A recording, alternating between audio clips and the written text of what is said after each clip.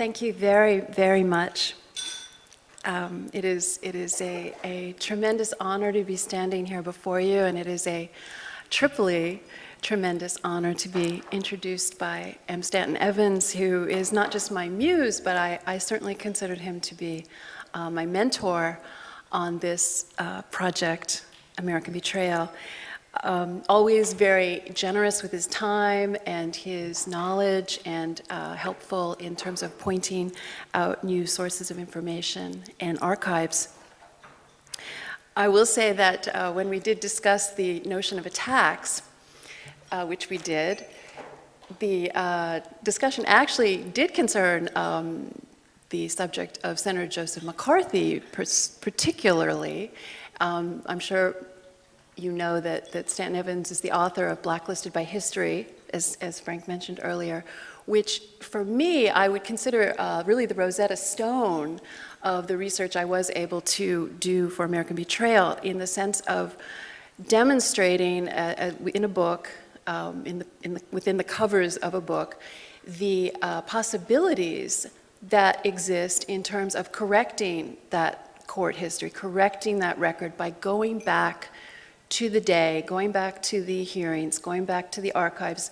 We are enriched by any number of releases of formerly classified materials, not enough and too much redacted, but we do have, for example, new FBI files. We have many congressional hearings to look at, and of course we have selected releases from Soviet archives as well, to begin to deconstruct in a good way the consensus history, the establishment history, which is a secondary nature of history that is untrue. And in reading Blacklisted by History, I actually became quite a, you might say, devotee of Senator McCarthy.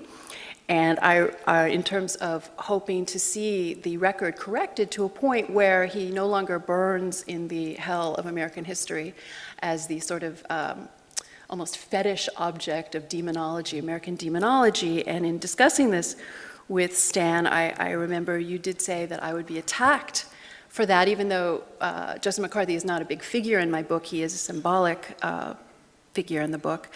And I did say to Stan, so what? And indeed, I would still say, so what? So what that all of you here had to check your disguises in at the door before you came to this luncheon.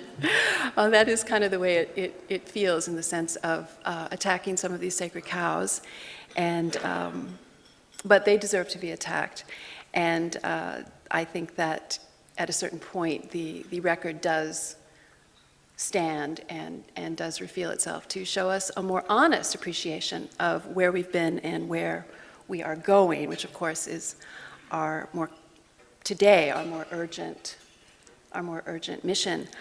Now the ideal of this award, which I'm very grateful for, to receive, the Mightier Pen, and I will say one more point about it. At the point at which the ideal of the award is peace through strength, and when Frank announced the award in early September, I will say that for me it was not only a great honor, it also felt like my personal SDI missile shield.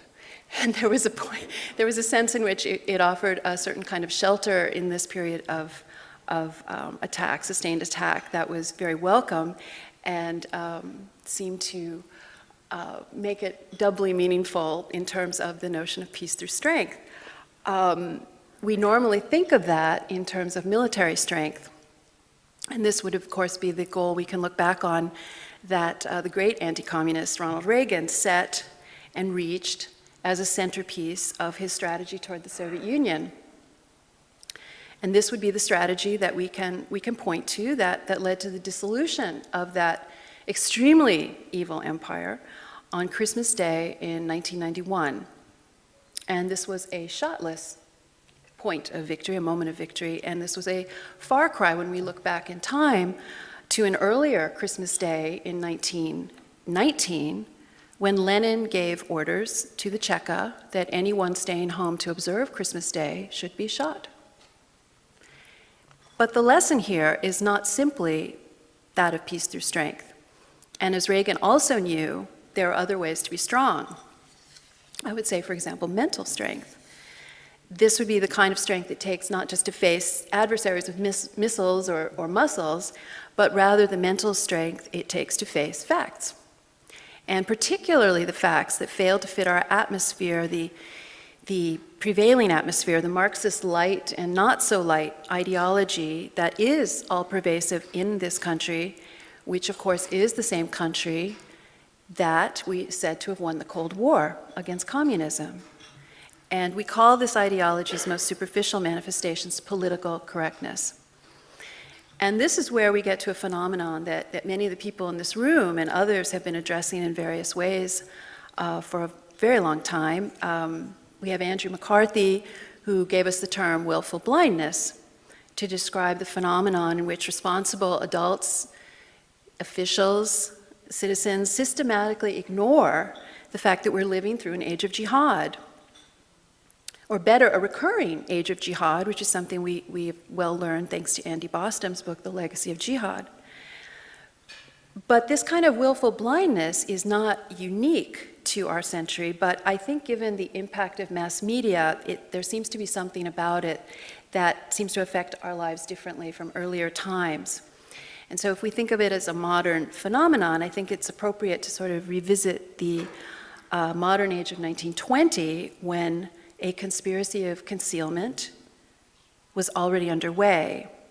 And this is Bertrand Russell's phrase for the lies Western visitors were already telling about the new Soviet Union to make it appear civilized to the rest of the world. I think I first read about that after 9/11 in Ibn Warraq's book, Why I'm Not a Muslim.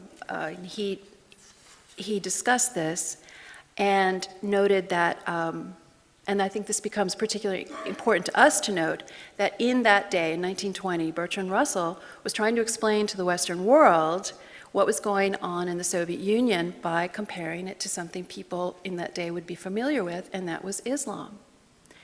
And Russell wrote, Bolshevism combines the characteristics of the French Revolution with those of the rise of Islam. And he went on to discuss the sense of fatalism and predestination that both creeds carry, the sense of inevitability. And he wrote, among religions, Bolshevism is to be reckoned with Mohammedanism rather than with Christianity or Buddhism.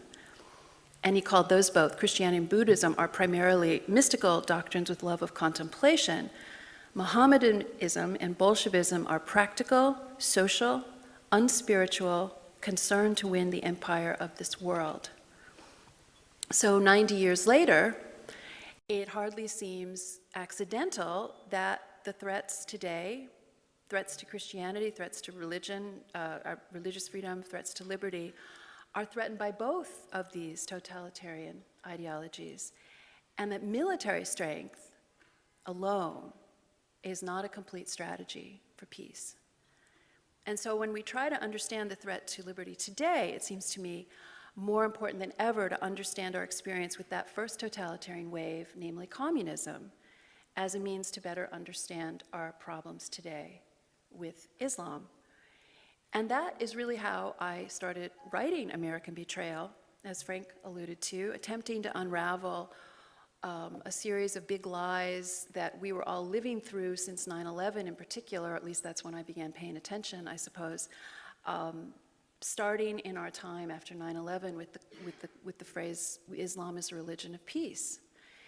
And I ended up working my way backwards, going back in time and finding there was any number of these kinds of big lies, including Uncle Joe. Stalin was a great friend of democracy. The USSR has freedom of religion, and many more. And I think that all of these kinds of lies end up adding or building into what Stan Evans does call court history. These are the basis of this false notion. And when you go back and try to figure out, well, when did this start happening? How can this be? And is there a starting point? And all of these things, just human nature. Again, I'm sure all of these things are just human nature. We can go back to the beginning. Certainly, certainly we have a commandment against lying, which suggests that it's quite old. But in terms of our problem as a society, in terms of our leaders who lie, I think that maybe there are things in the 20th century that are unique. And I was very happy, this would happen in my various readings, when I would find a great thinker, a great researcher who had come to one of these conclusions, namely in this case Robert Conquest, who actually identifies a start point for us in terms of the big lie. And he identifies it as the Ukraine terror famine in the early 1930s. The deception that permitted the world to ignore this was, in his view, the first big lie. Stalin originated the technique, mass media of the day, it was pretty mass compared to what it had been, was able to perpetuate it, but there had to be, again, this notion of willful blindness. And we were talking about this recently because it was on the heels of that famine, which state-engineered starvation, that murdered some 6 million people in the Ukraine. Perhaps something we should think of as a genocide because these were largely Ukrainian people. 80 years ago this month, on the heels of that genocide, Franklin Roosevelt saw fit to normalize relations with Stalin's Soviet Union. And the issue did not come up in the deliberations. So if we imagine what this is really like, imagine if a government in 1945 or so had determined to normalize relations with the Nazi government after the genocide of 6 million Jews. We would all decry that as morally unconscionable, and rightly so. And yet, this is very similar. We see similar parallels to what had happened a dozen years earlier. Was it a question of people not knowing? Well, again, Conquest shows us people did know. There were a variety of news reports in the West that reported on it. For sure, people in diplomatic corps knew, people in the press corps in Moscow knew, the Western press corps knew. Eugene Lyons was a journalist in those days, and in his very revealing memoir, Assignment in Utopia, he actually commented and discussed how the press was able to discredit another report, a realistic report of what was going on. They got together and actually colluded with the Soviet censor. It's a very ugly little tale that he reveals. But the point is that he actually wrote, a deaf and dumb reporter, hermetically sealed in a hotel room, could not have escaped knowledge of the essential facts. But somehow this big lie was put over. So we go back to looking at willful blindness 80 years ago. And of course, more big lies would follow, and not just in totalitarian countries, which I think is the big point here. And false narratives took shape. And what I tried to do in American Betrayal was try to unwrap some of them. I'm sure I missed more than I took in, but trying to unravel them and also to try to understand them in terms of how they affected the rise of double standards, moral and cultural relativism, the ills that we confront today in, again, leaders who lie to us. And it's not surprising, given this, that these sorts of lies also distort our Cold War history. And yes, of course, the military threat from the Soviet Union disappeared in 1991 for a time, although as Frank writes in his most recent column, we are looking at the familiar old Russian patterns of spying and arms control gambits again. But I think it's important to get to the notion that the ideological threat never went away here. It continued to flourish. We have only to look at the administration of Barack Obama, Obamacare, a Sandinista mayor now in New York City, to see that in many ways it's stronger here than ever. And yet, how do we count that as a victory? How do we count this current situation as a victory? And this is something that the great Soviet dissident Vladimir Bukovsky cites as part of the failure of the West. One of the reasons he actually says he does not believe the West won the Cold War. And one of the reasons he says that is because we failed to put communism on trial as Nazism had been put on trial. There was no reckoning. There was no assumption of responsibility for the lies that were told. There was no assignment of responsibility. There was just a moving on. And I thought it was very interesting that the Netherlands' Geert Wilders not too long ago picked up on this concept in a speech he was giving on, I think it was the 10th anniversary of German reunification. And he related this problem directly to our problems in dealing with Islam. And he said, this is Geert Wilders, he said, Islam is the communism of today. But because of our failure to come clean with communism, we are unable to deal with it, trapped as we are in the old communist habit of deceit and doublespeak that used to haunt the countries in the East and that now haunts all of us. Well, I would argue that communist habit of deceit and doublespeak was certainly a Western problem just as much. But in other words, the main point is he is saying that we are dealing with the ideological threat of Islam in much the same way we dealt with communism, and we fail to appreciate the ideological threat from both these ideologies. And Wilders continued, he said, what is wrong with a modern Western man? Did something happen to him? And I think the answer is yes. Communism happened to him. It turns out, and this is sort of Solomon aside, it turns out there is something novel under the communist sun. There was something novel, and under the shorter-lived Nazi sun as well. And this took me to another point of kind of relief when I find a great thinker coming to a kind of a break point in time. This would have been Alain Bessasson, who in his 1998 book, Century of Horrors, he explained what was new in the human experience. He said that communism and Nazism set out to change something more fundamental than mores, that is, the very rule of morality, our sense of good and evil. And in this, they committed acts unknown in prior human experience. And so our world was transformed. This break point, if you accept it, to me, these break points, the first big lie, or this break from our traditions, which indeed is laid out in the Communist Manifesto, to break with traditional religion and morality. But these are points for me, they're almost places of relief to find that there is a point at which things changed and a way to address the problems that they've presented. There's another reason it strikes me so important to understand the communist experience more completely, no matter how much it conflicts with what we know, no matter how much it upsets us about what we think we know.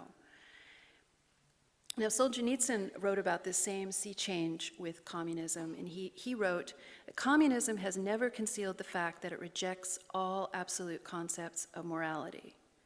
And then when we look at the threat from Islamic Sharia, jihad, we learn that lying is obligatory in Islam to advance Islam, which is a similar notion, or fits in with it. And Solzhenitsyn wrote that communism scoffs at any considerations of good and evil as indisputable categories. Communism considers morality to be relative, but I must say that in this respect, communism has been very successful. Well, we live with that every day. And if you just go to the whole, that notion, one man's terrorist is another man's freedom fighter, that is said unironically, that is just a statement of explanation these days, you see how these ideas have become so effective. Among progressive people, Solzhenitsyn wrote, it is considered rather awkward to use seriously such words as good and evil. Communism has managed to persuade all of us that these concepts are old-fashioned and laughable. And I think this is where you really come down, where good and evil are old-fashioned and laughable, moral relativism takes hold. And this is the universal legacy of Lenin, of Marx, and also your child's college professor. This is why it's a problem. So Solzhenitsyn wondered what would happen next. He said, but if we are to be deprived of the concepts of good and evil, what will be left? Nothing but the manipulation of each other. The manipulation of each other through the manipulation of narratives. And I think that this is where we find ourselves today. We're not talking about facts. facts about Islamic law, about jihad, facts about communism, facts about communist infiltration, they do not carry a greater weight than narrative, no matter how demonstrably false it may be. Whoever's narrative is louder, bigger, stronger, prevails.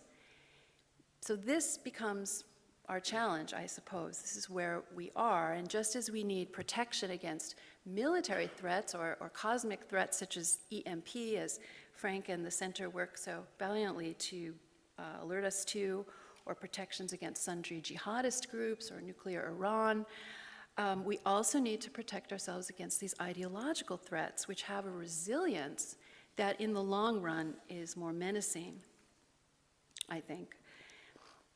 I think that the Shariah, the Threat to America, the Center's publication, which I'm very proud to be a part of, is exactly the kind of weapon in such a war to achieve peace, or I prefer victory, through mental strength. Call it an insurgency of facts, which is a marvelous phrase from the Christine Brim. I don't know where you are, but marvelous phrase is required, insurgency of facts. So I will take this occasion, this very happy occasion, this very humbling occasion, to hope that many pens more mighty than mine hear this same battle cry: peace through the strength we need to defeat our military enemies, and peace through the strength we need to defeat our ideological enemies. Thank you.